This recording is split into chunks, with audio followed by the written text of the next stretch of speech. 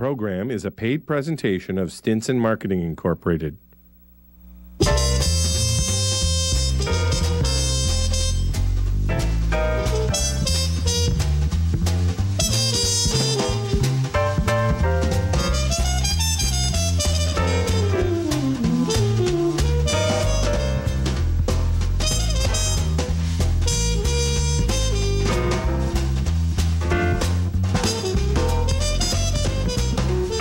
I'm Harry Stinson, and welcome to the show. A new format, a new show, and lots of fascinating new information. We've got 4 things to cover in this show. First, One King West, then Sapphire Tower, High Park Lofts, and the Dominion Club. A little bit of background. One King West is a 51-story condo hotel just being completed construction at the corner of King and Yonge. The combination of a historic bank building and a brand new skyscraper. Sapphire Tower is also a skyscraper, 81 stories, even more dramatic and spectacular in the Toronto skyline. That's just beginning development right now, so there's lots of opportunity to get in on the ground floor, as it were.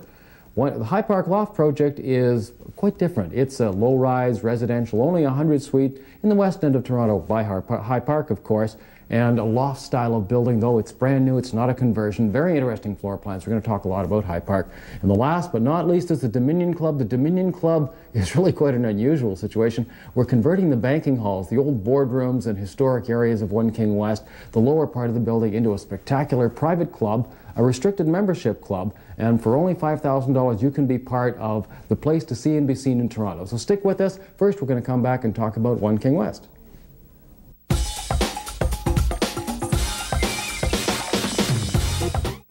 Well, welcome back.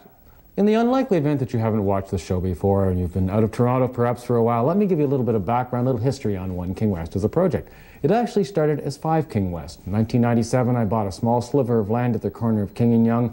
You may remember the Nag's Head Tavern used to be on this site. It was only 29 feet wide, and the opportunity there was to create this incredible skinny skyscraper, the world's slenderest building, called the Sliver at the time, on this site, and we had the approvals. In fact, we had the sales to build this spectacular building. It was 51 stories at the time, but as you can imagine, with a site that was only 29 feet wide, this presented a bit of an engineering challenge. So, you know, my investor group and I decided to see if we could buy the building next door, just to sort of make the foundation a little wider and the construction a little more easy.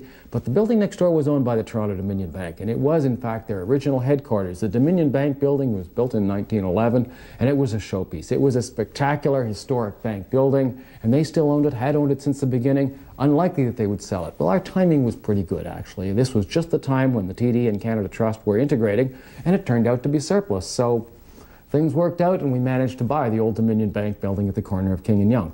Then the construction began in earnest, and we opened up an open house at the building. We had actually 9,000 people show up on a Thanksgiving weekend in 2000, and we sold half the suites in that one weekend because people walked into this building, into the spectacular banking hall, and said, "Holy cow, I just want a piece of this." And from that point, the project moved along into the construction phase, and over the last 3-4 years, we have been going down to bedrock, creating the foundations, constructing this very complex piece of engineering. We're integrating a historic landmark, really integrating it, not just keeping an old facade, but integrating the building together with this brand new skyscraper tower, which was really a freestanding separate piece of structure, and going up 51 story. And as you can imagine, building a building like this in the heart, King and Yonge is the corner, it is the center of downtown Toronto. It's the center of the financial district.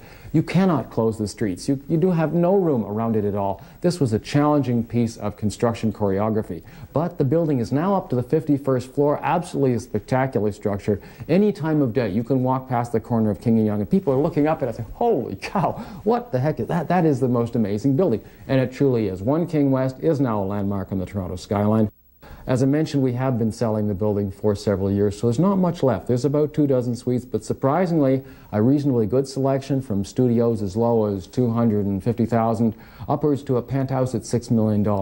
A really landmark piece of architecture, one of the most unusual condominiums in the country, something very special. If you are interested, please come down to our sales office here at 73 Richmond West. We have the models, we have the plans and such, and there is a chance to still get involved in One King West.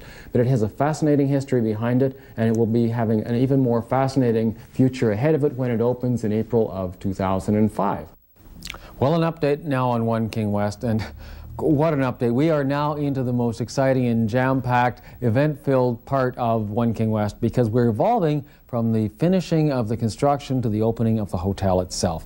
In terms of finishing, we're at the 51st floor. It's fully enclosed. We're finishing off the insides of the building. People will be moving in May. The hotel will be open in May of 2005. So boy, are we excited. We are also wanting to mention that there are still some suites left. There are studios, there are some 1 bedrooms, 2 bedrooms, and of course the penthouses, the $6 million, 4,500 square foot spectacular suites up at the top of the building. We really have some interesting inventory, so do come down to the sales office at 73 Richmond West, and we'd be glad to go through the floor plans with you. Another interesting little element is we have now established a relationship with Interwest. It's resort-to-resort program. So people who buy these suites in the building in this final portfolio of the premium suites, the penthouse levels, and even some of the terrace suites, will be having the ability to trade time in their suites with Whistler or Sandestin, Florida, or even Les Arcs, France. Cruise lines. They have assembled actually a really terrific portfolio of alternate resort type facilities, not just ski resorts, through Interwest, and this is an automatic part of your ownership of a suite in One King West. The Dominion Club, of course, is part of your ownership as well. We're going to talk more about the club in a few minutes, but the building is about to get operative as a hotel. So this means we've assembled our crew, our sales team, our marketing team. If you're interested in One King as a hotel, for perhaps putting some of your staff or just using personally, or you want to take a look at it, do call our office. Again, the number is 416-369-9993. Ask for Steve or Sean or Matt, who are the sales and marketing people for the hotel. Come down to see us at the sales office at 73 Richmond Street. One King West is heading for the finish line. This is going to be a fabulous building. Get in while you can now, because I doubt anybody will ever resell their suites.